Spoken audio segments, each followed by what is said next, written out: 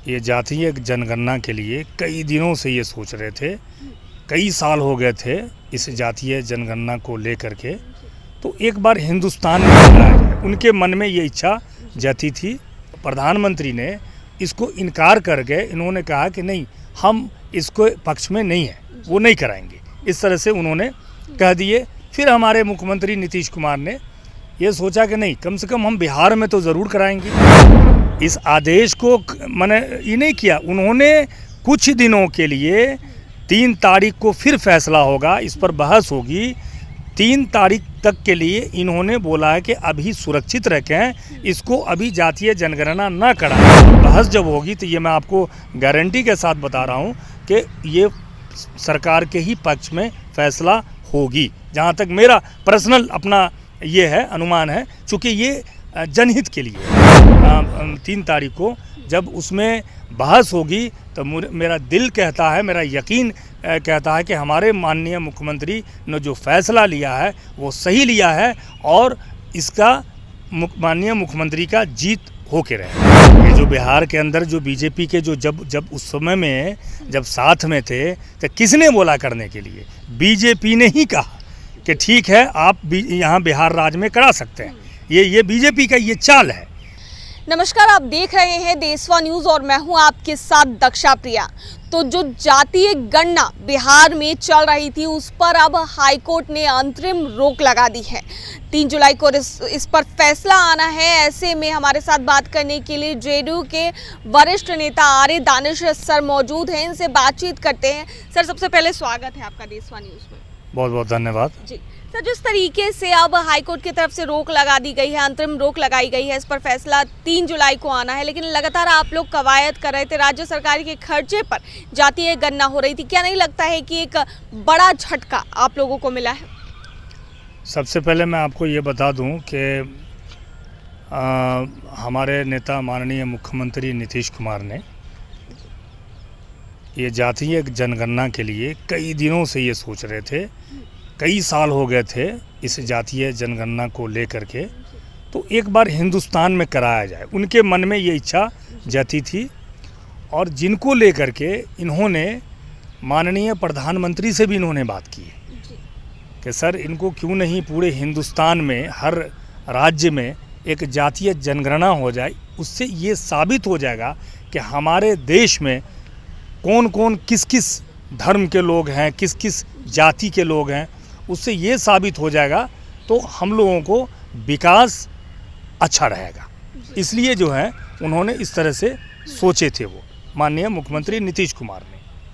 लेकिन फिर इधर क्या हुआ कि माननीय प्रधानमंत्री ने इसको इनकार करके इन्होंने कहा कि नहीं, हम इसको पक्ष में नहीं है, वो नहीं कराएंगे। इस तरह से उन्होंने कह दिए। फिर हमारे मुख्यमंत्री नीतीश कुमार ने ये सोचा कि नहीं, कम से कम हम बिहार में तो ज़रूर कराएंगे। इसलिए कराएंगे कि हमारे विकास हों। ये हमारे बिहार राज्य का जातीय जनगणना करने से बिहार का विकास होगा। हर लोग इससे जो है क्या कहते हैं कि फ़ायदे उठाएंगे। तो इसलिए माननीय मुख्यमंत्री महोदय ने इस तरह की इन्होंने जातीय जनगणना के लिए इन्होंने सोचा और इन्होंने कराने का शुरू किया। लेकिन बीजेपी अब कह रही है कि सरकार अपना पक्ष जो है वो सही से नहीं रख पाई, शायद इसी कारण से हाईकोर्ट ने इस पर अंतरिम रोक लगाई है। एक चीज़ और मैं बता दूं कि हाईकोर्ट ने खारिज नहीं किया इस आदेश को, मैंने ये नहीं किया। उन्होंने कुछ दिनों के लिए 3 तारीख को फिर फैसला होगा, इस पर बहस होगी। 3 तारीख तक के लिए इन्होंने बोला है कि अभी सुरक्षित रखें, इसको अभी जातीय जनगणना न कराएं। वो कुछ दिनों के लिए फिर जो है हमारे जो बिहार के जो एजी हैं उस पर बहस करेंगे, उस पर देखेंगे। और वो काफ़ी बहुत ही बड़े वकील होते हैं और उस पर डिस्कशन करेंगे। और मैं आपको ये बता दूं कि इस पर जो है क्या कहते हैं, सरकार जो है फैसला ले रही है। और इस पर सरकार फैसला ले करके और बहस जब होगी तो ये मैं आपको गारंटी के साथ बता रहा हूँ कि ये सरकार के ही पक्ष में फैसला होगी। जहाँ तक मेरा पर्सनल अपना ये है अनुमान है, चूँकि ये जनहित के लिए है।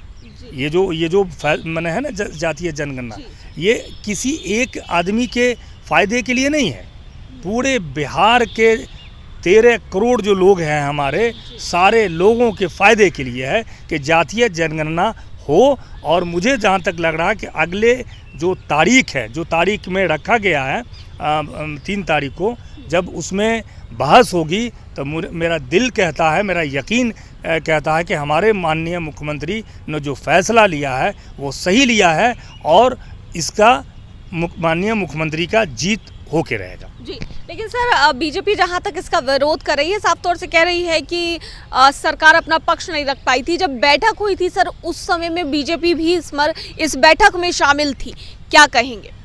बीजेपी से पूछ के किया गया था ये जो बिहार के अंदर जो बीजेपी के जो जब उस समय में जब साथ में थे तो किसने बोला करने के लिए? बीजेपी ने ही कहा कि ठीक है आप यहाँ बिहार राज्य में करा सकते हैं। ये बीजेपी का ये चाल है। ये देखिए बीजेपी, देखिए सबसे बड़ी चीज़ है कि देश को बर्बाद करने में किसका हाथ है? वो बीजेपी का हाथ है। और बीजेपी ये पूरे देश को बर्बाद कर दिया है। आज के डेट में बेरोज़गार हैं लोग, करोड़ों नौकरी देने के उन्होंने वादा किया और एक भी लोगों को नौकरी उन्होंने नहीं दिया। जो स्थिति देश की बन रही है वो किसने कराया? बीजेपी ने कराया। इसलिए बीजेपी सहमति जताई, माननीय मुख्यमंत्री श्री नीतीश कुमार को उन्होंने सहमति जताई कि आप जातीय जनगणना कराएं और उन्हीं के क्या कहते हैं सहमति से हमारे मुख्यमंत्री नीतीश कुमार ने जातीय गणना कराने का उन्होंने फैसला लिया। ये बीजेपी जो इस तरह का नौटंकी कर रही है ना, खास करके जो ये बीजेपी के जो हमारे क्या बोलते हैं ये क्या नाम है उनका अध्यक्ष जो हैं बीजेपी के, सम्राट चौधरी जी, ये जो पगड़ी बांध कर जो घूम रहे हैं, ये ड्रामा कर रहे हैं। पहले उनकी जो मानसिक संतुलन जो खो गई है, उनको क्या बोलना है, कब बोलना है, किस तरह बोलना है, ये सब बोलना वो बंद करें। एक अच्छे जो लोग होते हैं, जो अच्छे एक नेता होते हैं, एक अच्छे जो लोगों को हेल्प करने वाला जो नेता होते हैं, उस तरह से बात करें। हमारे मुख्यमंत्री नीतीश कुमार ने कभी कोई अपशब्द बोला उन्होंने? ये हम देख रहे हैं कि डेली टीवी में हम देख रहे हैं, डेली एवरी डे ये कुछ न कुछ बोल रहे हैं। ये ठीक नहीं है। ये इससे इसकी इज्जत जाएगी, ये इज्जत इनकी नहीं होगी। जनता, बिहार की जनता सब देख रही है कि कौन आदमी किस तरह से बोल रहा है। उनको बोलने का तमीज़ नहीं। अपने सीनियर से, अपने माननीय मुख्यमंत्री नीतीश कुमार को वो उल्टा पुल्टा अपशब्द व्यवहार करते हैं। तो ये सब फालतू चीज़ है। ये लोग ऐसे फालतू ऐसे बोलते रहते हैं, कोई इसमें दम नहीं है। जी सर, जहां तक बात रही विपक्षी एकता को एकजुट करने की, लगातार मुख्यमंत्री नीतीश कुमार दौरा कर रहे हैं बाहर का और विपक्षी एकता के लिए वो लगे हुए। और अब लालू प्रसाद यादव भी पटना आ चुके हैं। कल सभी विधायकों के साथ उन्होंने बैठक भी, कहा जाए तो बैठक भी की थी। तो क्या लग रहा है लालू नीतीश की जो जोड़ी है वो दोनों मिल करके बीजेपी पर बिहार में भारी पड़ेंगे? प्रिया जी, बहुत अच्छा आपने सवाल किया। ये मैं चाह रहा था कि मैं आप इसके बारे में आप मुझे बताएं। मैं आपको ये बता दूं कि ये जो महागठबंधन है ना, मैं उम्मीद करता हूं कि ये गठबंधन चलेगी, अब बहुत अच्छे से चलेगी। और मैं आपको ये बता दूं कि लालू यादव आए हैं, जब से लालू यादव आए हैं बिहार पटना में, तब से बीजेपी वाले रात में सोते नहीं हैं। वो नींद उनकी गई, ख़त्म हो गई। इसलिए कि कल भी आपने देखा होगा कि अपने जितने भी उनके कार्यकर्ता हैं, जितने भी उनके नेता हैं, सारे नेता को उन्होंने बुलाए। अब बुला करके उन लोगों ने एक छोटा सा उन्होंने नाश्ते का प्रोग्राम रखा और बैठ करके उन लोगों ने बातें की।